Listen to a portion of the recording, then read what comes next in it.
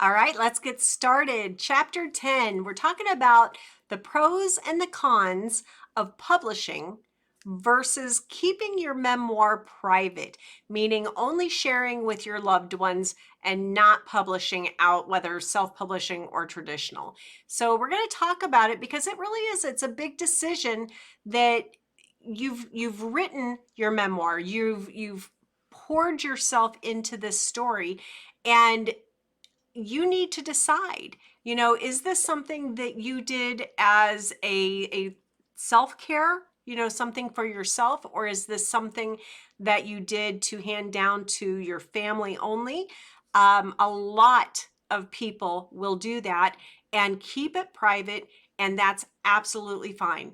Now, other people will want to publish it, and that's absolutely fine too, because sometimes you have an overcomer story and you may want to help people.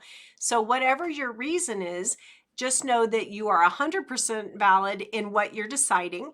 But it's a very personal decision. I'm just going to throw out some pros and cons for each option, and it can help you, but it's meant to mostly be the start of your decision-making journey. So you make that decision for yourself. And if you want to talk with family or special people to you and get their input, that's probably a good idea as well. All right, let's get started. Let's talk about the pros of publishing. If you publish, you're going to be sharing your story.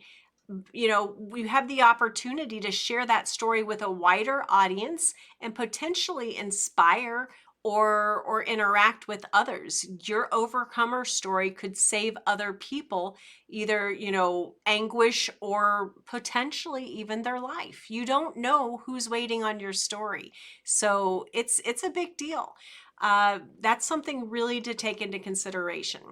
Number two, seeing your memoir in print can be incredibly validating and satisfying, personally satisfying. It can help you feel a sense of validation. You don't need other people's approval, but it feels good to know and to see and to know that you were here and other people will know you were here. Number three, feedback. So as you publish your memoir, it allows you to receive feedback from the readers, which then helps you improve your writing, gain insight, and then see how the story was perceived by others. You may actually learn even more by that interaction with your readers. Number four, potential financial gain. Now, obviously, everything is potential financial gain because there are a lot of books out there. It is a crowded market, but there's always bestsellers as well. So there is a potential for financial gain. It is something you should take into consideration. You may not make money, but you may. So it could lead to book sales, other credibility with your other businesses, or speaking engagements. Number five, legacy. And I think this is the main thing that starts a lot of people. By publishing your memoir, you're creating a permanent record. It's a record of your life and the story that you had. It can be passed down for generations. It is permanent. You were there, and that's something that many people it really resonates with. So, but let's talk about the cons of publishing your memoir, the negative side of publishing. Number one, by publishing your memoir, you may be giving up some of your privacy. In fact, you are. You're exposing yourself to, and your loved ones potentially, to public scrutiny. There's a bunch of trolls out there, and you need to consider that when you decide to make this choice to publish or not. Number two, criticism. You may be opening yourself up to criticism from others, negative reviews. It can be difficult to handle. It's tough to hear people say mean things, and there are mean people out there. You should not live for them, and you should not live in spite of them, but you should live your life and make your decision based on what you want, what makes you happy. Number 3, legal issues. As we've discussed before, publishing a memoir with it does come with certain legal and ethical considerations. You need to navigate that carefully and make sure that you've done it properly so that you don't get yourself in trouble. Number 4, rejection. There's always a chance that your memoir won't be successful.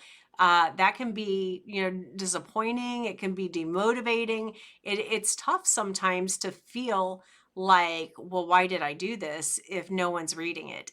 But I need you to know that's not why you wrote it. That may be why you published it, but that's not why you wrote it. So when you write your memoir, just know that you did a good thing. Your memoir is good, absolutely good. No matter what happens, if it sells or not, that's irrelevant. You did something great. Now, number 5 is pressure. The pressure of putting your personal story out there in the world can be pretty intense at times, and it can leave you with some anxiety, some stress, uncertainty. Just the feelings that you may get might be considered negative. But let's talk about keeping your memoir private. Let's talk about the pros of keeping it private. So number 1, obviously control. By keeping your memoir private, you have complete control over who sees it and how it's shared, at least as long as you're here. You may only give it to your immediate children or grandchildren and ask them to only share it, within the family. It's a much stronger sense of control. Number 2, privacy. You can maintain your privacy and the privacy of your loved ones by keeping your story within your inner circle and only sharing it with those who you want to have that story. And honestly, that is the most common in my experience. Most people will join the I Remember When project, and they will do this for their own family, for their own friends, and maybe they'll self-publish or something, but primarily they do it, just to keep it private. Totally up to you. But number 3, there's less pressure. Without the pressure and the scrutiny, you're able to just focus solely on telling your story, not having to be as worried about, am I calling Sarah Sue fat? She was fat, it is true. But if Sarah Sue never gets the book, if she never sees it, then it's private. It's not a published book. And then at that point, again, I'm not an attorney, but you have at least some perceived expectation of privacy if you are not making any attempt to publish it. So there's less pressure to be cautious about the things that you tell when you're giving your story. Number 4, personal satisfaction.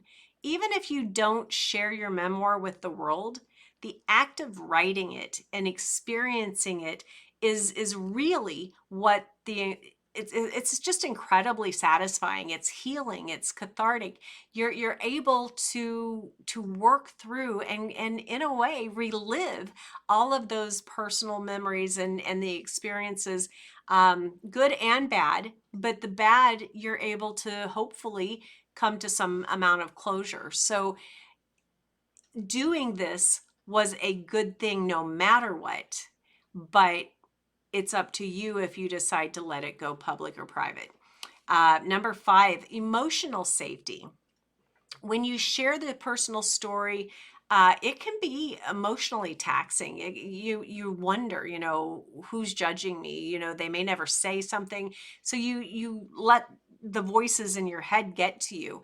One, I don't think you should do that. I hope you don't do that, but some people do. And I just want that out there that that is a possibility. Um, it's just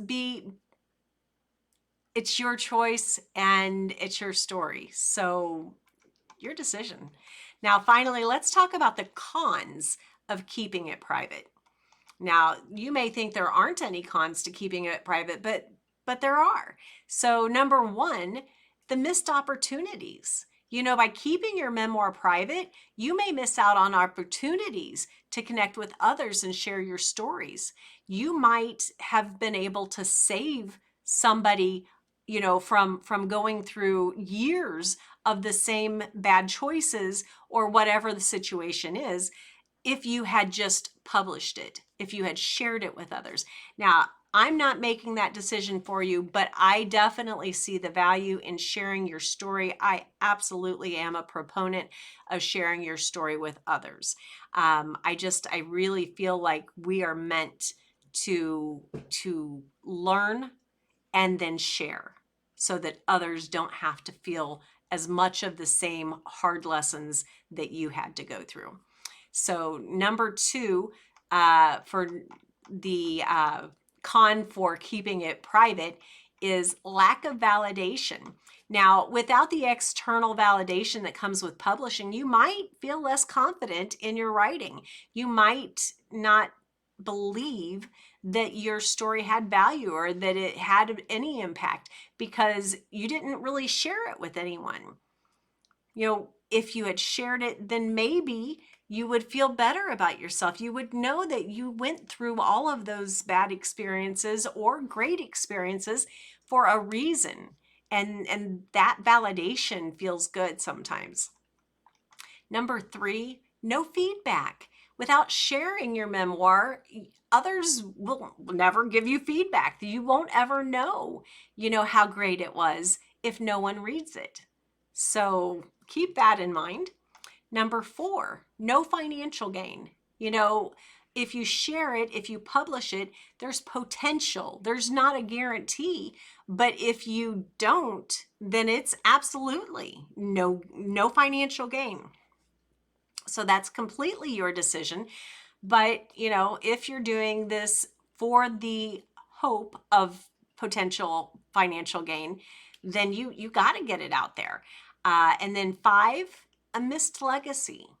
You know, without publishing, your memoir may not have the same lasting impact or be passed down to future generations. It might pass down through your family, but think of all the other families who could benefit from learning from your story.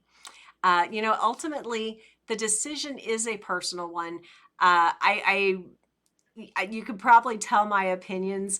I do believe that your story should be shared. It's up to you who you want to share it with, though. I do hope that you know that your story has value. It is important that you get through your story for yourself first and foremost, but then help others in your family, close, you know, friends, loved ones. Share with them if you feel like you can, and then consider going ahead and getting it published. That is totally your call, but I think that it may be a fun adventure. All right, guys, we'll talk to you in the next clip.